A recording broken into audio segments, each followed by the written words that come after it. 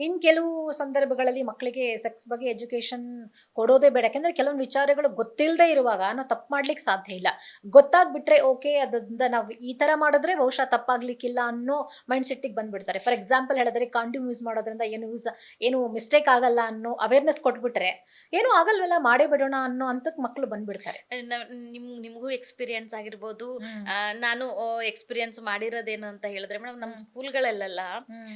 ಈ ಏನು ಈ ಗರ್ಭ ಹೇಗ್ ಧರಿಸುತ್ತೆ, ಭ್ರೂಣ ಹ್ಮ್. ಹೇಗ್ ಬೆಳೆಯುತ್ತೆ ಅನ್ನೋದನ್ನ ಸೈನ್ಸ್ ಪಾಠದಲ್ಲಿ ಒಂದು ಚಿತ್ರ ಹ್ಮ್. ಮುಖಾಂತರ ಕೊಡ್ತಿದ್ರು. ಹ್ಮ್. ಒಂದ್ ಹ್ಮ್. ಎಗ್ಗಿಂದ ಸ್ಟಾರ್ಟ್ ಆಗಿ ಒಂದು ಭ್ರೂಣ ಹೇಗ್ ಬೆಳೆಯುತ್ತೆ ಅದನ್ನ ನಮ್ಮ ಟೀಚರ್ಗಳು ನಮ್ಮ ಮುಂದೆ ಹೇಳ್ತಾ ಇರ್ಲಿಲ್ಲ. ಹ್ಮ್. ಸ್ಕಿಪ್ ಮಾಡ್ಬಿಡ್ತಿದ್ರ ಆ ಪಾಠನ, ನೀವೇ ಓದ್ಕೊಳ್ಳಿ ಅಂತ ಹ್ಮ್. ಹೇಳಿ. ಹ್ಮ್. ಹ್ಮ್. ಸೊ ನೋಡಿ, ನಮಗೆ ಅದಂದ್ರೆ ಏನೋ ತಪ್ಪು, ಹ್ಮ್. ಅದ್ ಯಾವ್ದೋ ತರ ಏನೋ ಹೇಳ್ತಿದ್ದಾರೆ. ಹ್ಮ್. ಆದ್ರೆ ಈಗ ಹಂಗಿಲ್ಲ, ಪ್ರೊಜೆಕ್ಟರ್ ಹಾಕಿ ತೋರಿಸ್ತಾರೆ, ಹೌದು, ಹೌದು.